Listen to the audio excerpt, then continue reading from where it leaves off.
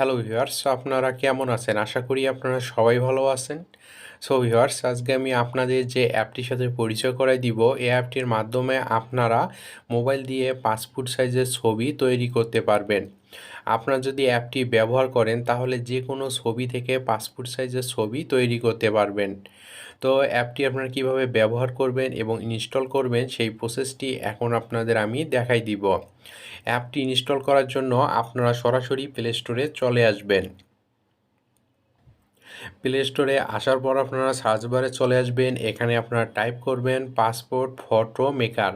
আপনাদের আমি এখানে টাইপ করে দেখাই। আপনারা দেখতে পাচ্ছেন আমি এখানে টাইপ করে নিয়েছি পাসপোর্ট ফটো মেকার। এভাবে আপনারা টাইপ করে নেবেন। টাইপ করে নেওয়া হয়ে গেলে আপনারা সার্চ দিবেন। সার্চ দিলে আপনারা দেখতে পাবেন প্রথমে এখানে একটি অ্যাপ চলে আসবে। আপনারা এই অ্যাপটি ইনস্টল করে নেবেন। অ্যাপটি ইনস্টল করা হয়ে গেলে আপনারা অ্যাপটি ওপেন করবেন। তো ভিউয়ার্স, আপনি যদি আমার চ্যানেলের নতুন হন প্লিজ আমার চ্যানেলটি সাবস্ক্রাইব করবেন এবং পাশে থাকা যে বেল আইকনটি দেখতে পাবেন সেটি আরেকবার ক্লিক করে দিবেন। তাহলে নতুন নতুন ভিডিও আপলোড করার সঙ্গে সঙ্গে আপনার কাছে নোটিফিকেশন চলে যাবে। এবং আপনি যদি আমার চ্যানেল অলরেডি সাবস্ক্রাইব করে থাকেন তাহলে আপনাকে অসংখ্য ধন্যবাদ। অ্যাপটি ইনস্টল করা হয়ে গেলে আপনারা অ্যাপটি ওপেন করবেন। এখানে আপনাদের আমি একটি কথা বলে রাখি, আপনারা যখন অ্যাপটি ওপেন করবেন তখন অবশ্যই আপনার ফোনে নেট কানেকশনটি অন রাখতে হবে। আপনি যদি নেট কানেকশনটি অন না রাখেন তাহলে কিন্তু পাসপোর্ট সাইজের ছবিগুলো তৈরি করতে পারবেন না। তো অ্যাপটি ওপেন হয়ে গেলে আপনারা দেখতে পাবেন এরকম একটি ইন্টারফেস এখানে চলে আসবে। এখানে আপনারা উপরে দেখতে পাচ্ছেন একটি ক্রস চিহ্ন শো করতেছে। আপনারা এখানে ক্লিক করে দিবেন। ক্লিক করে দিলে আপনারা দেখতে পাবেন এরকম একটি ইন্টারফেস চলে আসবে। এখানে আপনারা দেখতে পাচ্ছেন ৩টি অপশন দেওয়া আছে। এখান থেকে পাসপোর্ট সাইজের ছবি তৈরি করার জন্য প্রথমে যে অপশনটি দেওয়া আছে ক্রিয়েট পাসপোর্ট ফটো, আপনারা এই অপশনটিতে ক্লিক করে দিবেন। ক্লিক করে দিলে আপনারা দেখতে পাবেন পুনরায় ৩টি অপশন চলে আসবে। এখানে আপনারা প্রথমেই দেখতে পাচ্ছেন সিলেক্ট কান্ট্রি একটি অপশন চলে আসছে। আপনারা এই অপশনটিতে ক্লিক করে দিবেন। এখানে আপনাদের আমি একটি কথা বলে রাখি, বিভিন্ন কান্ট্রি অনুযায়ী বিভিন্ন কান্ট্রির পাসপোর্ট সাইজের ছবি কিন্তু বিভিন্ন রকম হয়।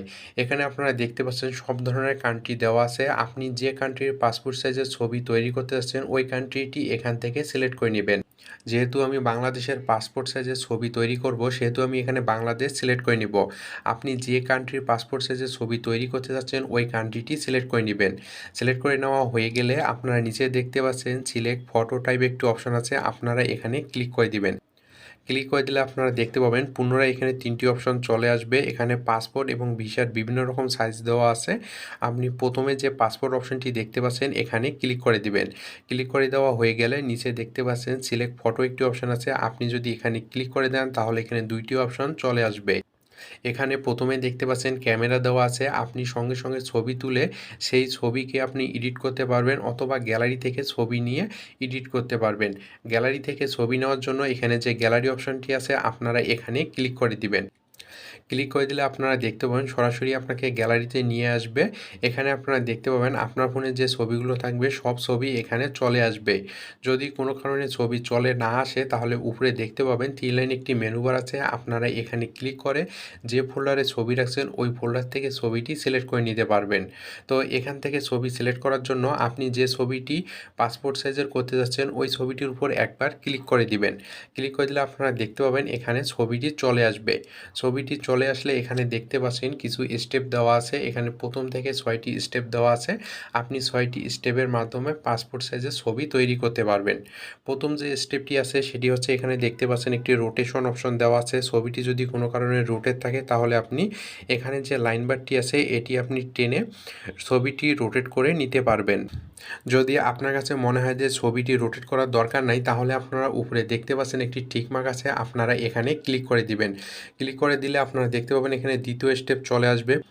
এখানে দ্বিতীয় যে স্টেপটি আছে এই স্টেপটির মাধ্যমে আপনি ছবিটি জুম ইন জুম আউট করে নিতে পারবেন। জুম ইন এবং জুম আউট করার জন্য নিচে দেখতে পাচ্ছেন এখানে যে লাইন বারটি শো করতেছে, আপনি যদি আঙুল দিয়ে টানেন তাহলে ছবিটি জুম ইন অথবা জুম আউট হয়ে যাবে। তো এভাবে আপনারা ছবিটি এখানে ঠিক করে নেবেন। ঠিক করে নেওয়া হয়ে গেলে পুনরায় এখানে দেখতে পাচ্ছেন একটি টিক মার্ক আছে, আপনি এখানে ক্লিক করে দিবেন। ক্লিক করে দেওয়ার পর আপনি দেখবেন আপনার ছবির মধ্যে যদি ব্যাকগ্রাউন্ড থাকে তাহলে আপনি এই ব্যাকগ্রাউন্ডটি এখন রিমুভ করতে পারবেন। ব্যাকগ্রাউন্ডটি রিমুভ করার জন্য এখানে ২টি প্রসেস পেয়ে যাবেন। এখানে প্রথম যে অপশনটি দেওয়া আছে সেটি হচ্ছে ম্যানুয়াল। আপনি ম্যানুয়ালভাবে এখানে ব্যাকগ্রাউন্ড রিমুভ করতে পারবেন, অথবা দ্বিতীয় যে অপশনটি দেওয়া আছে অটো কাট ব্যাকগ্রাউন্ড, আপনি অটো কাটভাবে এখানে ব্যাকগ্রাউন্ডটি রিমুভ করতে পারবেন। তো আপনাদের আমি এখানে বলবো অটো কাট যে অপশনটি আছে আপনারা এই অপশনটির উপর ক্লিক করে দিবেন। ক্লিক করে দিলে আপনারা দেখতে পাবেন অটোভাবে ব্যাকগ্রাউন্ডটি রিমুভ হয়ে যাবে। এখানে আপনারা দেখতে পাবেন অটোমেটিকভাবে ব্যাকগ্রাউন্ডটি চলে যাবে। ছবির মধ্যে যে ব্যাকগ্রাউন্ডটি ছিল সেই ব্যাকগ্রাউন্ডটি কিন্তু চলে গেছে। কোনো কারণে যদি ব্যাকগ্রাউন্ডটি চলে না যায় তাহলে আপনারা এখানে দেখতে পাচ্ছেন ম্যানুয়াল ইরেজার একটি অপশন আছে, আপনি এখানে ক্লিক করে ব্যাকগ্রাউন্ডটি রিমুভ করে দিতে পারবেন। সুন্দরভাবে ব্যাকগ্রাউন্ড রিমুভ করা হয়ে গেলে উপরে দেখতে পাচ্ছেন একটি ডান অপশন আছে, আপনারা এখানে ক্লিক করে দিবেন। ক্লিক করে দিলে দেখতে পাবেন পরের স্টেপটি চলে আসবে। পরের স্টেপে আসলে আপনারা এখানে দেখতে পাবেন নিচে ফর্মাল ড্রেস দেওয়া থাকবে, আপনি চাইলে ছবির মধ্যে ফর্মাল ড্রেস অ্যাড করতে পারবেন। এখানে দুইটি অপশন দেওয়া আছে, এখানে দেখতে পাচ্ছেন ম্যান এবং উম্যান। আপনি যদি উম্যান অপশনটিতে ক্লিক করে দেন তাহলে উম্যান যে ফর্মাল ড্রেসগুলো থাকে সেই ড্রেসগুলো আপনারা পেয়ে যাবেন, আর আপনি যদি ম্যান অপশনটিতে ক্লিক করে দেন তাহলে ম্যান যে ফর্মাল ড্রেসগুলো থাকবে সেই ফর্মাল ড্রেসগুলো দেওয়া থাকবে। এখানে যে ফর্মাল ড্রেসগুলো দেওয়া আছে আপনি যদি এগুলো বামে স্লাইড করে দেন তাহলে আপনারা দেখতে পাবেন বিভিন্ন ক্যাটাগরির ফর্মাল ড্রেস চলে আসবে।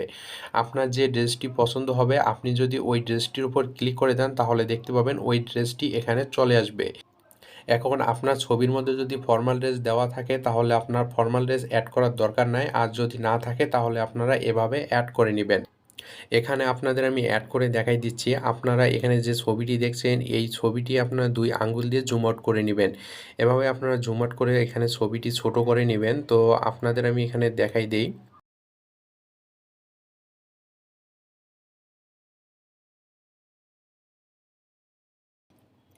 এখানে আপনারা দেখতে পাচ্ছেন ছবিটি ড্রেসের সঙ্গে সুন্দরভাবে কিন্তু সেট হয়ে গেছে। তো এভাবে আপনারা এখানে একটু সময় নিয়ে ছবিটি সেট করে নেবেন। তো সেট করে নেওয়া হয়ে গেলে নিচে আরেকটি অপশন দেখতে পাচ্ছেন হেয়ার স্টাইল আছে, এখানে আপনি চাইলে হেয়ার স্টাইলটি চেঞ্জ করে দিতে পারেন। এখানে আপনারা দেখতে পাচ্ছেন বিভিন্ন ধরনের হেয়ার স্টাইল দেওয়া আছে, আপনি চাইলে যে কোনো হেয়ার স্টাইলের উপর ক্লিক করে আপনি সেই হেয়ার স্টাইলটি নিতে পারেন। তো এভাবে আপনারা এখানে ফর্মাল ড্রেসটি সেট করে নেবেন। সেট করে নেওয়া হয়ে গেলে পুনরায় উপরে দেখতে পাচ্ছেন একটি টিক মার্ক আছে, আপনি এখানে ক্লিক করে দিবেন। ক্লিক করে দিলে আপনারা দেখতে পাবেন ছবিটি এখানে সুন্দরভাবে সেট আপ হয়ে যাবে। তাছাড়াও আপনারা এখানে আরও কিছু নিচে অপশন দেখতে পাচ্ছেন, এখানে ইফেক্ট একটি অপশন আছে, তারপর এখানে ব্যাকগ্রাউন্ড কালার অপশন আছে, আপনি চাইলে এখানে ব্যাকগ্রাউন্ড কালারটি চেঞ্জ করে নিতে পারেন। এখানে দেখতে পাচ্ছেন আপনি যে কোনো ধরনের ব্যাকগ্রাউন্ড নিতে পারেন। তো আপনাদের আমি এখানে একটি কথা বলে রাখবো, আপনারা সবসময় ব্যাকগ্রাউন্ডটি হোয়াইট এবং ব্লু রাখবেন। এখানে হোয়াইট এবং ব্লু হচ্ছে স্ট্যান্ডার্ড ব্যাকগ্রাউন্ড, তো আপনারা এই দুইটি ব্যাকগ্রাউন্ড রাখার চেষ্টা করবেন। এখানে দেখতে পাচ্ছেন ছবির মধ্যে হোয়াইট আছে, অথবা আপনি যদি ব্লু নিতে চান তাহলে এখানে ব্লু যে অপশনটি আছে আপনি এখানে ক্লিক করে ব্লু ব্যাকগ্রাউন্ডটি নিতে পারেন। তাছাড়াও এখানে দেখতে পাচ্ছেন একটি বর্ডার অপশন আছে, আপনি চাইলে এখানে বর্ডার করে নিতে পারেন। তো আমি বলবো বর্ডার করে নেওয়ার দরকার নেই। এখানে যে ব্যাকগ্রাউন্ডটি আছে আপনার এখানে দুইটি কালারের মধ্যে যে কোনো কালারে একটি ব্যাকগ্রাউন্ড নিয়ে নেবেন। ব্যাকগ্রাউন্ড কালার নেওয়া হয়ে গেলে আপনারা উপরে দেখতে পাচ্ছেন একটি টিক মার্ক আছে, পুনরায় আপনারা এখানে ক্লিক করে দিবেন। ক্লিক করে দিলে আপনারা দেখতে পাবেন সম্পূর্ণ ছবিটি এখানে কমপ্লিট হয়ে যাবে। এখন আপনারা এখান থেকে ছবিটি ডাউনলোড করতে পারবেন। আপনি যদি সিঙ্গেল ছবি ডাউনলোড করতে চান তাহলে এখানে উপরে দেখতে পাচ্ছেন একটি ডাউনলোড অপশন আছে, আপনি এখানে ক্লিক করে সিঙ্গেল ছবি ডাউনলোড করতে পারবেন। অথবা আপনি যদি A4 সাইজের পেজে ছবিটি প্রিন্ট করতে চান তাহলে এখানে নিচে দেখতে পাচ্ছেন কপিস একটি অপশান আছে, আপনারা এই অপশানটিতে ক্লিক করে দিবেন। ক্লিক করে দিলে আপনারা দেখতে পাবেন এখানে বিভিন্ন ধরনের পেজ সাইজ চলে আসবে। আপনারা এখানে দেখতে পাচ্ছেন A4 যে অপশানটি আছে আপনারা এখানে ক্লিক করে দিবেন।